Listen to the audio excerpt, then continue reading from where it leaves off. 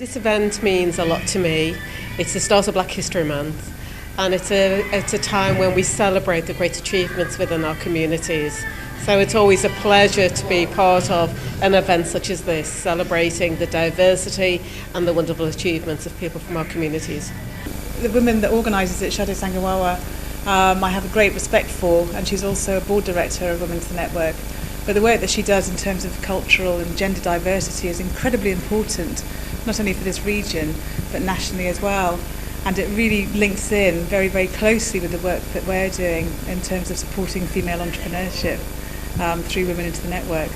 The Tees Valley area and the North East in general seems to have an image where it's predominantly white and the people in power are predominantly male and middle class. I think tonight has shown that we've got incredible diversity in the area. We should be celebrating that as much as possible, and tonight was a really powerful example of the talent, the passion and the professionalism we have across the region.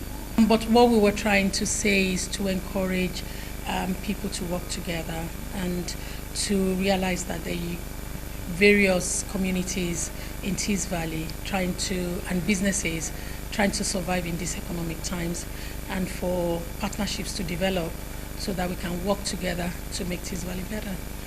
Celebrating diversity is really important for us because there's a lot of negatives around discrimination and racism, and them are challenges that we need to face, but actually there's a lot of positives from having a very diverse community and a very diverse culture, and taking the opportunity to celebrate that among friends in a very positive way, in a really nice atmosphere.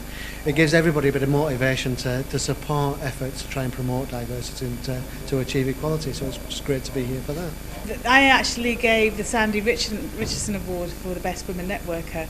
I believe passionately that it's not what you know, it's who you know, and social capital and developing one's social capital through networking is incredibly important, both personally and professionally. And that's one of the things that this award does, is raise the profile of how important it is to actually develop your contacts, because I believe that business is based around people, and if we actually develop trust-based relationships, we actually get more successful businesses.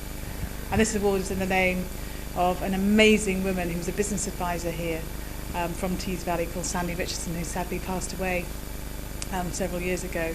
And so we're really very, very happy to actually dedicate an award in her name. Well, it's important to recognise achievement of organisations. The Angelou Centre does an awful lot of work to support women and to enable women to participate in community and in society as well as in employment. And I think just giving them that recognition that they're making a difference for individuals and for women generally gives them a bit of support, gives them a bit of motivation. And I think for us, for everybody else who's not directly involved with the Angelou Centre, it helps us to recognise that there are people out there making an effort, making a difference. And it's important that we do that because we need people like that in order to overcome some of the difficulties that we have and to make the place a better place to be. Well, Ashok Kumar, of course, obviously was an exceptional politician. When I was struck, my job is to cover politics, and Ashok Kumar unfortunately died at a time when politicians' reputations were pretty low because of all the expenses, but it was very striking how the community in Middlesbrough really felt touched by Ashok's death, because he was so well respected that he was almost regarded as a different breed from other politicians, because so many people within the community knew him, knew how hard he worked for the community. And I think most politicians do go into politics wanting to help the communities they live in. I don't think they go in for financial gain, and I think there are many more people out there who perhaps could achieve as much as Ashok. But I suppose where Ashok was different is he understood perhaps the diversity of the communities because of his background, and he could get more involved in that. So I think, there is more for politicians to do in terms of helping communities, but also listening to communities, that we've seen tonight, the diverse communities in Teesside, and making sure that their voices are heard and they are represented properly. We need to learn the culture of the people, this new environment where we live, so that we can negotiate the culture, understand the culture, embrace it, not lose our own, but also celebrate the culture here. Because if we understand the culture where we live, then it makes it easier to start business, it makes it easier to be in employment and stay in employment, it makes it easier to go to an interview and understand why we need to interview in a certain way that is different from where we come from. It makes our life actually easier to understand the new culture we're in.